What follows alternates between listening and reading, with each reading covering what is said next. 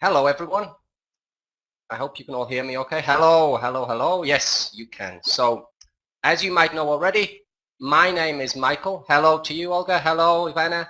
And the reason I'm smiling so much, as you can probably imagine, is because of the subtropical climate in the wonderful capital city here. So, hello from Kiev. Hello, Kalush. Just to check that you can all hear me okay. Hello, Kharkiv.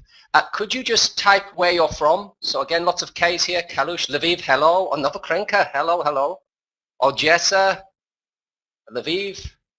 Oh, wow. Okay. Ternopil, Ostrog, Rivne, Shostka. Oh, okay. Uzhgorod, all the way down there. So hello. Thank you, everybody, for making time to join us today. So today, as you might already know, I'm going to be looking at one of my favorite features from two of our Pearson titles, which are Wider World and Focus. And as you can see, well, from the screen and from the introduction that you got, the invitation, what I'm going to be talking about is word lists. So one thing I really like about Focus and Wider World is that every unit comes with a word list. And when I say a word list, I don't just mean words, of course, but not just words, but also fixed phrases, lexical chunks, and as you can see here, word families.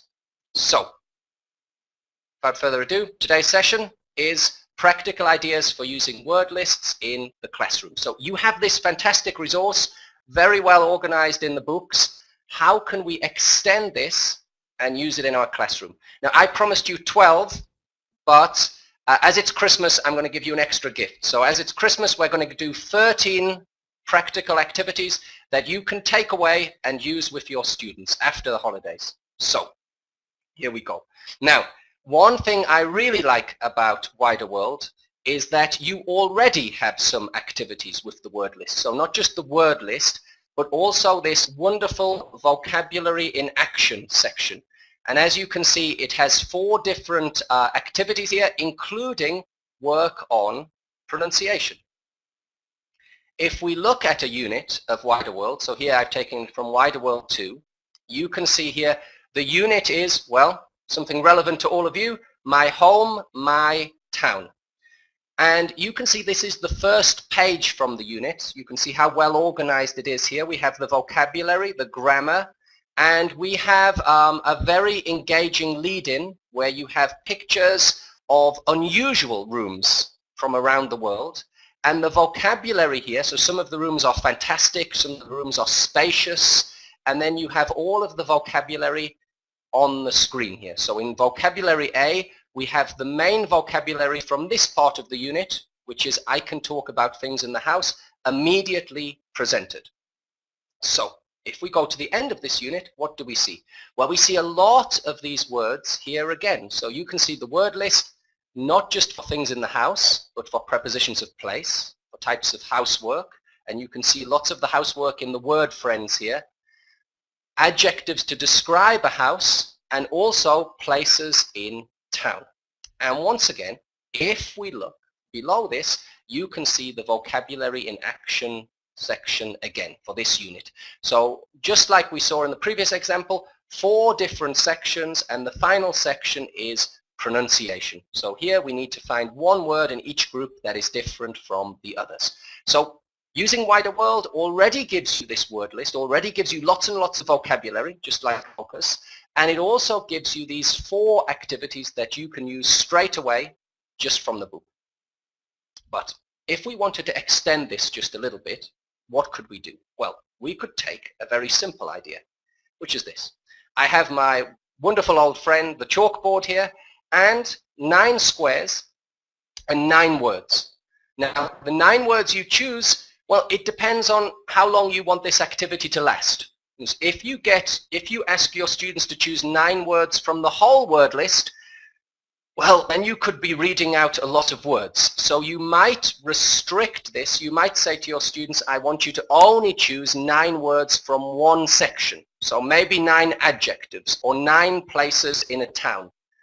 And well, what we do is we just call out these words at random. And as the students hear a word that they've selected, they cross it off. Now, we could do this until they get a line. So, for example, spacious, strict, and wide, this is a line. Or sink, ceiling, and spacious, this is another line. Or you could wait until the students get all 9 squares. And then, well, you know what this game is, I'm sure, they shout bingo. So this is the most basic way of extending these activities here. So I have 2 rules, very basic rules as well as a teacher. My 2 basic rules are always, 1, is there an easier way of doing this activity? And I thought of this rule many years ago when I was doing my CELTA, and I spent ages and ages cutting up bits of paper, spending all night preparing lessons. And I thought, well, is there an easier way to do this? And also, why do I have to do it? Because my second rule is, don't do anything yourself that you can get your students to do for you and learn the language at the same time. So here, why does the teacher need to be the caller? Why does the teacher need to shout out these words? You might start this way with you saying sink, rug, tap, spacious, fantastic, but I would pass this responsibility over to your students. So your students can write down the words and can also be the callers. So they're practicing their pronunciation, they're practicing their listening skills here. With a very, very simple twist, we can take bingo and we can play another very simple game. Very familiar. It's known by many different names. In the USA, they call it tic-tac-toe. In Britain, we call it noughts and crosses. In Ukraine, I'm not sure what you call it, but I'm sure you have the same game. And basically, you know, we have 9 squares again. This time, it's not played individually with the students competing just as one person against everybody else, but we play it in 2 teams. So one team is the noughts and one team is the crosses. And of course, if you play this game, you know that the very best square to take is always B2, the middle square. So if a student wanted to take narrow, if a team wanted to take narrow, how I would set up this game is first, I would just play it as a simple game of noughts and crosses, no language. I would just say to the students, give me a square, B1, okay, you're a circle. Another team, give me a square. Okay, C2, you're an X. Next team, they will get the idea. They will know exactly what this game is. Then I feed in the language. Now this time, if you want to take the square, you need to make a sentence that includes the word. So if you want narrow, you might have to say, well, if you live in Lviv, like many of you do, there are lots and lots of narrow, cobbled streets in the center of Lviv. If they make a correct sentence using the word, they get the square. And of course, as you can see here, the winning team are, well, the noughts. So they've won. Already, we have 2 very, very simple games. So bingo and noughts and crosses. So the third game is also simple. But so far I told you about 2 rules I have as a teacher. So the first rule is there an easier way to do something? The second rule is, if the students can do it for you, let them do it for you. Because we're language teachers, and when the students are working, they're also practicing their language skills. My third rule is this. Don't spend lots of time explaining, just demonstrate, just model. So here, I'm not going to tell you lots of information about this third game, Taboo. We'll just do it ourselves. And it starts with a question. So here's my word from the word list, sink. And I'd like you all to type the first 3 words you think of when you see the word sink.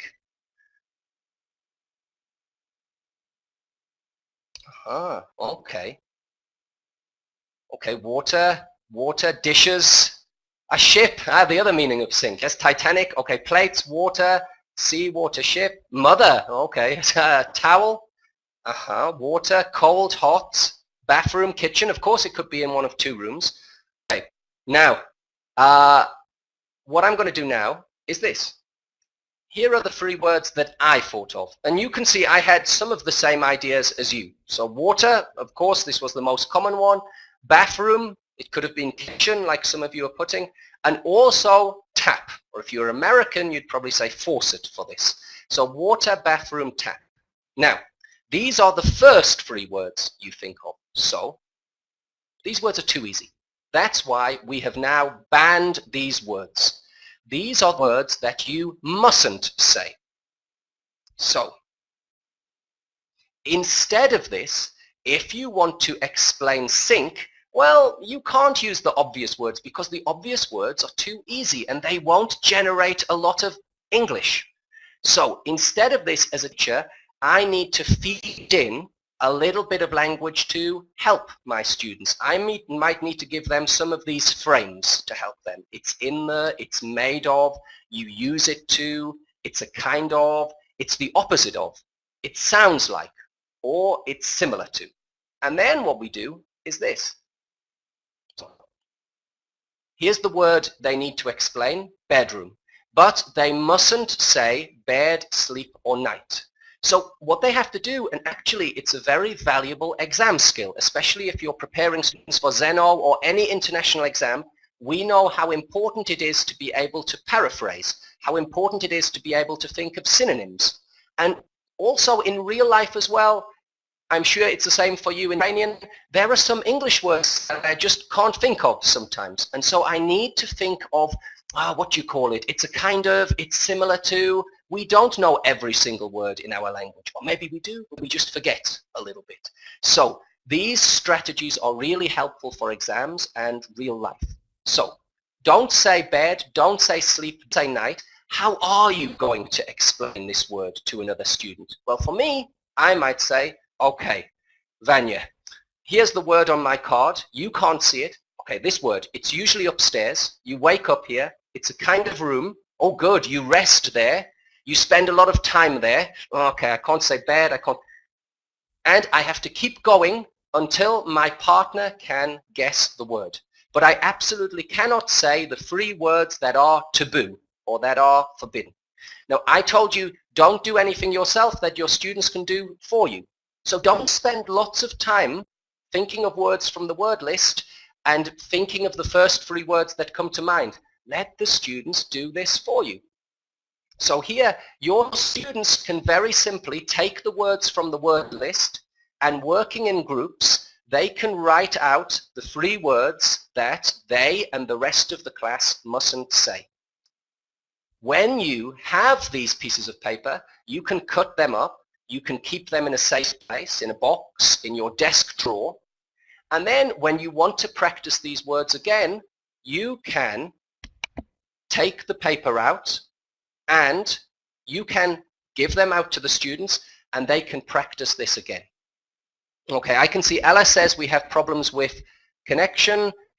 Maybe this will work for you, Ella. No problem at all. I know you're all busy, so no need to apologize for being late. I know you had a very busy day today, so thank you very much for joining us. And then, of course, you can use taboo in another way with another very simple activity, which you might know, called backs to the board. And here we can have one student, we can have two students, we can have three students, but the important thing is you need to sit them in the classroom so they cannot see what's written on the board. So here I have my two students, Vanya and Yulia. They're facing their classmates. Their classmates can see this word on the board and they need to explain the word. So here we need to explain the word and these two students are going to compete to be the first to guess the word. Now here, narrow, of course, my basic rule is you mustn't say the word narrow. So it sounds like arrow. It's the opposite of wide. But if you want to make hot chair, as you call it, or backs to the board, there are lots of different names, a little bit more difficult or give it a little twist, you can just go back to your taboo idea and below narrow, you can write down the three words that the students who can see the word mustn't say. So narrow, don't say wide. Don't say street. Don't say arrow. it gives them another little push, and it means that they can't just take the easy option. Okay, so we had bingo, we had taboo, we had backs to the board, we had noughts and crosses, and now we have another game called Connect 4. Now what is Connect 4? Connect 4 also starts with the board, and Connect 4 starts like this. So instead of, unlike noughts and crosses, you don't have 9 squares. In this game we have 16 squares, and you can see they're arranged into 4 groups of 4. Now, the group 1 word will be horizontally in the first line, the group 2 words in the second line, the group 3 words in the third line, and so on. And what you can do is 2 ways to set this up. The first way is just give your students this blank grid. So here are 16 squares, and you need to organize the words from the word list in groups. A second way is to fill the grid but mix the words up. But actually, going back to my general rules, don't do this yourself. You can model this once the students have got the idea, they can choose the words. They can choose the 16, and they can design the task themselves while using English. So here is an example that some of my students did for me. Now you can see here we have group 1, which is town, city, village, and building. And can you type for me, please? Can you see what's the link between these 4 words? So town, city, village, and building. Okay, good, perfect. Thank you very much. So they're dwelling places, they're places you live. Wonderful, this is great. Bed, table, chair, and desk, they're all kinds of. So group 2, wonderful, you got it, yes. And elicit as many ideas as possible from your students. The more ideas they're giving you, the more language you're generating, the more they're using English. So it could be furniture, maybe. Any other ideas? Don't just take the first answer here. Okay, things in a room, okay, wonderful. Things made of wood, wide window, wash, and wall. Can you guess the link here? Aha, yes. And of course, again, I wouldn't just say yes to my students. I'd say, does anyone have any other ideas? What do you think? But here, I guess the obvious answer is they start with W. Dark, bright, large, messy. Dark, okay. And again, but if your students, because your students are very creative, very imaginative, if your students have other ideas, give them the space and time to suggest these ideas. You're right here, we have the adjectives. Now, if I do this again, you can see here are another 16 words. Now all of these words came from this word list in the unit from Wider World 2. You can see I mentioned spacious and fantastic at the very start. Now here I need to divide these 16 words up into 4 groups of 4. Okay, do you have any ideas here? Can you see a group of words here? Are there any groups of words that you can see? We have adjectives again here. Oh, good. Prepositions. Wonderful. Okay, good. Something to do with the house. Kitchen. Nice ideas. You know, and your ideas are equally valid or equally useful. My ideas that I had were this. Well, group 1, canal, dishwasher, tap, and sink. And the link here, can you guess? Perfect. Well done. Okay, well done. They're all connected to water. You said this. So group 2, prepositions. Group 3, actually, not just adjectives, but these were all positive adjectives. So we had relaxing, we had cozy, we had spacious, we had fantastic. These are words that always have positive connotations. If you have a spacious house, you're not complaining about it. If you have a fantastic meal, well, there's nothing negative about it. And then the 4th group we have here, well, a roof, an attic, upstairs, ceiling. For me, and only for me, the obvious link is that they are things that aren't on the ground. But get as many ideas as possible from your students. Really elicit, because your students will have lots of ideas.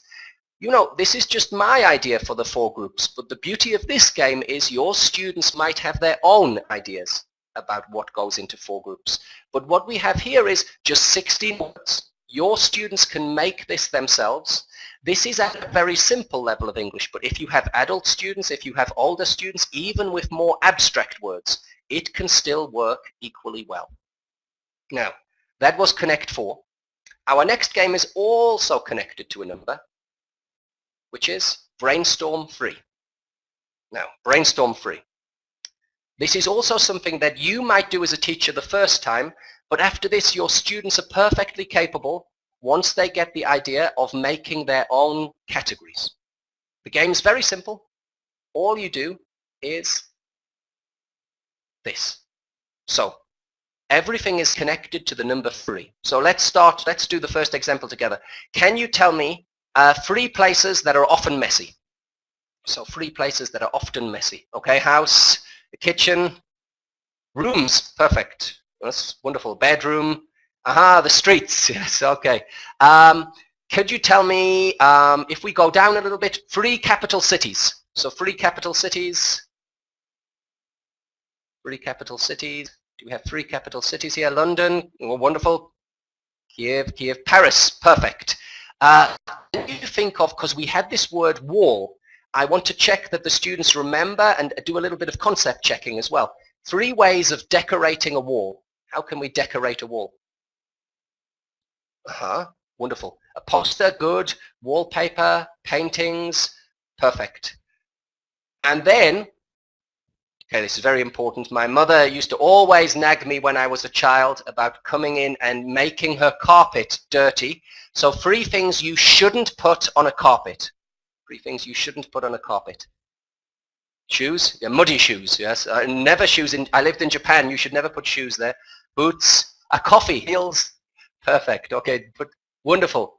Okay, a cup of tea, yes, don't put that on a carpet, perfect. Okay, great. And you get the idea. Now what I could do with the students is I could give them all of these categories at once. I can put them in groups, in pairs, in 3s, in 4s, and I can say, okay, you need to make a list of 3 things for every category. The first team to finish is the winner. But afterwards, you have to justify your choices to us. So it's not enough just to say coffee, milk, and tea. You have to explain why. You have to give me an example, or you have to give me some justification. Okay. And again, this is another important exam skill and an important real-life skill. So to push the students a little bit more to say why they chose this. Now, the next activity is called Same or Different. And again, I'm going to take my own advice and not explain this in lots of words, but model it with you. So again, I go back to my board. And as a teacher, at the top of my board, I'm going to write the sentence you can see there. Same, opposite, or different. Now, the students won't be able to see the words in the speech bubble. That's what I'm going to say. So I would say to them, okay, wide and narrow. Now, wide and narrow, can you tell me, do you think these 2 words, wide and narrow, are they the same, opposite, or different? Okay, lots of you saying opposite. Okay. Now, again, as a student, you wouldn't be able to see these words. You're only listening to me. So the next pair of words, lamp and light. Lamp and light. Are they the same, opposite, or different? And again, you see some of you say the same, some of you say different. This is perfectly okay. In fact, this is wonderful for me as a teacher because now it's going to generate language. And then the last one's going to be, and again, all of these words just came from the word list, bath and shower. Bath and shower, opposite or different? What do we think? Same, opposite, or different? Now, of course, some of you might say the same. Why the same? Well, they both use water. They're both in your bathroom. You both use them to clean yourself. Some of you might say different because. But the important thing here is I, as the teacher, am not the person who's saying yes, no. Because you are going, the next stage is you are going to compare and justify your ideas in pairs. So first, as the teacher, I just dictate the words orally. You have 3 columns, and then the second task, again, I just set the activity up. you need to compare and explain why. If you have different ideas, fantastic. That's wonderful for me as a teacher because you're going to speak English and you're going to practice agreeing and disagreeing and extending your answers. And then what I'm going to do as the teacher is to feedback. Now remember, the students haven't seen any of these words yet. They've written the words, but they haven't seen the words on the board yet. So at the end, I'm going to feedback. I'm going to elicit the words, and I'll use this as an opportunity to check spelling and to check pronunciation. But again, this is great practice for exams. It's great practice for real life. In real life, we sometimes do disagree. Is there a perfect answer? Is a bath and a shower, is it different or is it the same? Well, the devil is in the detail. The beauty is that we're using language to discuss this. Now, the next activity is a mystery. It's a question mark. Why? Because again, I'm not going to explain this to you first. We're going to do it together. So, this would be my instruction for all the students. I want you to choose 5 words or phrases from the word list. Now, of course, you haven't seen the word list for a long time, but we've used a lot of words from the word list. Let's see how memorable this session has been. Can you type 5 words that you remember from the word list? Any 5 words? So any of the 5 words we've been working with. Do we have 5 words? Okay, sink, this is 1, yes. Oh, good, very good. Thank you, Anna. Perfect. Aha, wonderful. Okay, you remembered some narrow, messy. Okay, bathroom, shower. Okay, wonderful. Okay. Now remember I said 5 words or phrases because the great thing about these books is we're not just working on word level. We're working on this lexical chunk level. So strict, vacuum the floor, castle, countryside, and war. Now the important thing for your students is, just like you, they don't know why they've chosen these 5 words or phrases. It's a mystery. Because I'm going to set them the task next. And this task is called a 50-word story. So what they have to do is they have to write a story in exactly 50 words. Not 49, not 51, not 52, not 48, 50 words. And in these 50 words, they have to include all of the words or phrases they chose. So if you chose tap, sink, messy, dishwasher, door, you have to write a 50-word story and include all of these words in the natural context. Now, why 50 words, you might ask? Well, one thing is, because you teach teenagers, that people often prioritize completion over the process. That when I teach teenagers, after 5 seconds, I'm finished, I'm done. And I don't want them to finish after 5 seconds. I want them to spend 5 minutes, 10 minutes discussing this, thinking about it. And so students are very, very capable of using all of these words in the natural context in, 25-word story. I have castle, I have countryside, I have strict, and I have vacuum the wall. Teacher, I'm done. This isn't enough for me. I want to push them a little bit further.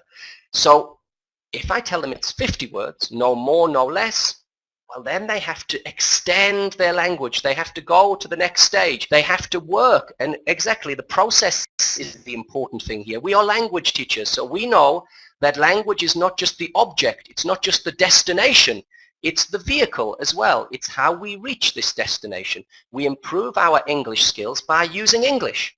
And so here, they're writing, but they're writing collaboratively because they don't do this individually. You can get the students to do this in 2s, to do this in 3s. And it's great because it pushes the students who will try to finish in 10 words or 20 words. But it also does another thing, which is very valuable for exams. If you have students who love writing and would spend all day writing a wonderful story in 500 words, well, that's great in the classroom. But when it comes to exam time, we know that they're against the clock, and in English writing, they need to be concise. You need to get to the point. So giving them this word limit, so 50 words, 75 words, means it's short, it's enjoyable, and also it forces them to think very, very carefully about what they're writing and how they're constructing their sentences. No wasted words. As we say in English, don't beat around the bush, get straight to the point. So this activity was called the exact word story. Now, my next activity is called the CNS game. And students often ask me, why is it called the CNS game? So I'll show you why in a moment. Now, what I do as the teacher, the first time is this. I start with a word from the word list, and the word is large. And I just ask any student, open class, anybody can answer, give me a word that connects with large. Or when I say large, what's the first word that comes to your mind? Now, a student might say pizza. Okay, perfect. So I draw an arrow, as you can see, and I write pizza. Now, pizza, give me the first word that connects with pizza. Cheese. Perfect. Okay, cheese. Cheese, give me the first word that connects with cheese. Mouse. Now, remember, a student might say mouse doesn't connect with pizza, but we're connecting to the previous word here. What connects with mouse? Animal. What connects with animal? Snake. It doesn't matter. The only rule here is it must connect to the previous word. Now I fill my board with my whole class of students like this. So they can see, again, don't accept, do. Model, demonstrate. They can see with the aid of the arrows and the example that the purpose of this game is basically to think of a word that connects to the previous word. And then I reveal the trick, which is here. So the trick is, basically, why is this called the CNS game? Because I then take my pen, and I cross out any words that begin with C or S. So snake, no. Cheese, no. Short, no. Story, no. Students say why? I say, well, you'll see in a moment. Because the rules of this game, basically, are like this. So here, like we did, we modeled open class. Once they had the idea, only then did I introduce the rules, one step at a time.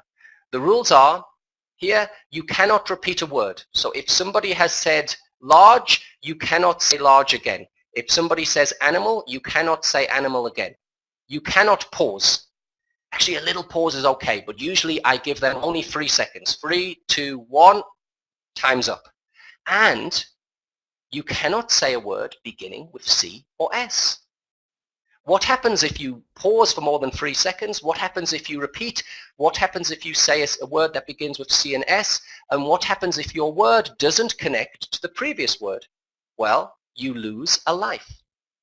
So I put the students into pairs. That's right, Victoria. If there are no C and S words, there's a trick. I'll show you my little trick, because the reason I give them the C and S rule is that sometimes students get too good at this game.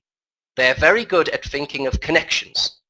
And even when the pairs have 3 lives, I put them into pairs to make it less stressful for them. So if you don't know a word, your partner can help you to know the word. But what happens sometimes is students get too good at this, and the game goes on too long. So the fact that they have a ban on C and S means that you as the teacher can feed in words like hot. And if I say hot, well, what's the first word that comes to your mind if I say hot? The first word is, sun, summer. Okay, and if you say sun, summer, I'm sorry, you lost a life. If you say cold, I'm sorry, you lost a life. Often I say something like drive. If I say drive, students often say car. And this way, ice cream, perfect. Any of these words that begin with C and S, you will lose a life. And what it means is it gives the students an extra push. Because often I see students, they get wise to this trick eventually, and when I say hot, they want to say cold or summer, but they stop themselves and they think of paraphrases. Instead of hot, they say, warm. Instead of summer, they say August. So it pushes them a little bit more. And again, remember my basic rule, don't do anything yourself that the students can do for you. The first time you do this, you have to do it. You have to be the model. You have to be the person who's feeding in the words. After this, let the students do it themselves, as if pairs are eliminated. So if a pair loses their 3 lives very quickly, Let them select the next words. Let them be the teacher. Now, that's the CNS game. We're going back to numbers now. You remember we had Connect 4, we had Brainstorm 3, and now we have what? Add 2. So what's take 1, add 2? Well, we start with a sentence. The sentence here, and at first I put the sentence on the board. After the students have got the idea, let them put the sentence on the board. The sentence must just include words from the word list. So here we have the lamp, the sofa, and the preposition next. Now, the students are in 2 teams. And of course, you know, if you have more than one board, or if you want to put your board in half, you can have 4 teams. You can have Team A, Team B, and you can have another Team A and another Team B working on the same sentence but in a different place. Now, Team A is yellow, Team B is black, because we need to differentiate between these teams here. And what they do, remember the name of the game was take 1, add 2. So what they do is they start with the sentence, they take one word out. Here, my. But the trick is they have to add 2 words in its place. So instead of my, take 1, they are reformulating the sentence. So instead of my lamp, the new lamp. Now, next comes Team B, the black team. And what they're going to do is look at this new sentence. The new lamp is next to the sofa. And they have to work together, collaborate, take 1 word out and add 2. But the sentence still must be, well, it must make sense. It must be grammatically correct. Must be coherent. So here we take out sofa and we add modern armchair, and we keep going. So now it's back to the yellow team. The new lamp is next to the modern armchair. Take 1 word out and add 2. Now this was a very simple sentence. You can make longer sentences. There is a large castle between the park and the police station. But the teams take turns. Every time they come to the board, they have to take 1 word out and add 2. So the sentence gets longer and longer and longer. And you can use this with easy sentences like this. At higher levels, you can use it with much more difficult sentences. So the difficulty changes, but the task, like all of the tasks today, stay the same. Now, and enter numbers. We're going to go for Outburst. Now, I like Outburst a lot. Outburst is one of my favorite games, but it doesn't work if you're next to a very quiet classroom, because it can get a little bit noisy. But it's a fantastic game. Teachers and students love this game. So what we do is this. Again, I split the students up into teams. Now, Team A could be 1 pair and Team B another pair. And I say, Team A, household objects. Team B, places in a town. Here are my instructions you can see in the speech bubble. Keep it secret. Don't show anybody. Don't shout out. You're just writing. You're going to write down as many words or phrases as you can think of. If you're Team A, all of these words and phrases are for household objects. If you're Team B, all of these words and phrases are for places in a town. It's top secret. Nobody can see, and they must write. Because if they write, they can't cheat later. You'll see why. They might be tempted to cheat. Well, what they do is now I say to Team A, okay, you have to guess the words that Team B have written on their piece of paper. So they know that the topic, can you remember, Team B was places in a town. So Team A get together and they think, okay, which words do I think they've written? Now, every time Team A makes a guess. So if they say police station, if their guess is correct, they get 1 point. But if they say bank, and bank isn't on the list of words, they lose a point. So they have to be a little bit careful. They have to predict the words, they have to think of the words, and of course both teams are trying this extra step of thinking about the obvious words, not the obvious words that everybody knows. Let's go 1 step beyond into more difficult territory. And well, after this you say stop, new topic. This time we're going to do maybe prepositions and items of furniture, things in a bathroom. And you keep giving them new topics, and the winner is the first to 20 points. But as you've probably already guessed, sometimes the points go up and sometimes they go down. If you think, oh, 20 points is too many, it'll take too long, I only have 5 minutes to do this activity, then make it the first to 10 points. You can adapt this easily, but the basic rules stay the same. Okay, now, this is another very familiar game to lots of you. It's a very popular board game in Britain, Pictionary. In Pictionary, we just draw a picture of a word and you guess what the word is. But what I like to do, and this generates more language, is to make an extension to this game. So we're going to do sentence Pictionary. So here's one I made earlier. This is my real drawing on the whiteboard to my left, and this drawing illustrates not a word but a sentence. It's a sentence you've seen earlier in this webinar. Can you tell me what the sentence is? Any ideas? Any ideas about what this sentence might be? I'm looking for a sentence, a full sentence. A full sentence here. So the sentence is, any ideas? Oh, well, okay, wonderful. You've got a lamp. Okay. The lamp, my lamp. Here's the answer. So the lamp is next to the sofa. Actually, if you'd said my lamp is next to the sofa, well, as the teacher, I'd give you the point anyway. And then this is the first team. The next team comes up and they draw their own picture. But again, we're not just working at word level. We're working at sentence level here. Now, we're almost at the end. The next one is called Guess My Word. And actually, Guess My Word, I love this activity at the end of the lesson. So at the end of the lesson, when my board is full of the target language for the lesson, we have all of these words and phrases on the board, maybe put there by me, or even better, put there by my students. I can get them, okay? How many words and phrases can you remember from the lesson? What were the important words and phrases that we were concentrating on? Off you go, fill the board, and then we're going to do an activity to practice all of these words and to make sure that students have a genuine reason to focus on this target language. But actually, what I'm going to do is this. You can see the full instructions for this activity on a blog that's written by one of my colleagues, Tom Barton. Lots of you might know him, especially if you're in Odessa. And if you haven't seen this blog already, I highly recommend it. I know you have holidays coming up and you'll be bored with no teaching work to do. So if you want to learn not just 13 activities, but more and more activities, you can see that Tom has an activity of the week. And back in September, Guess My Word was his activity of the week. So if you go to this website, teachingwithtom.blogspot.com, you can read the full instructions to this activity. And I saw somebody there. So you're right, Alexandra, he is a nice man. He has terrible taste in football teams, but a really nice man. So Tom's blog is fantastic. If you haven't seen it already, I highly recommend it to you, our Christmas gift to you.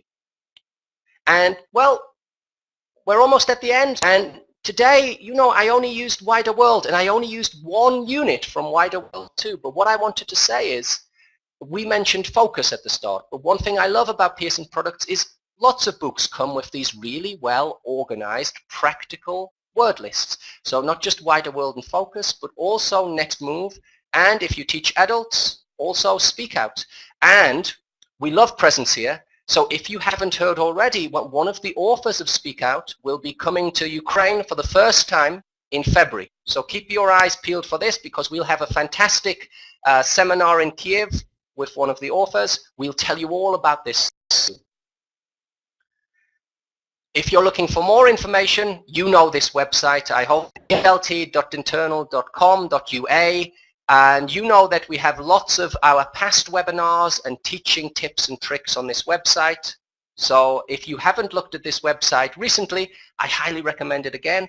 If you're a teacher at one of our Pearson partner schools and you don't know already, we started a new competition for our Pearson partner schools, and one lucky student at a Pearson partner school will be going to Britain for free 2 weeks next year.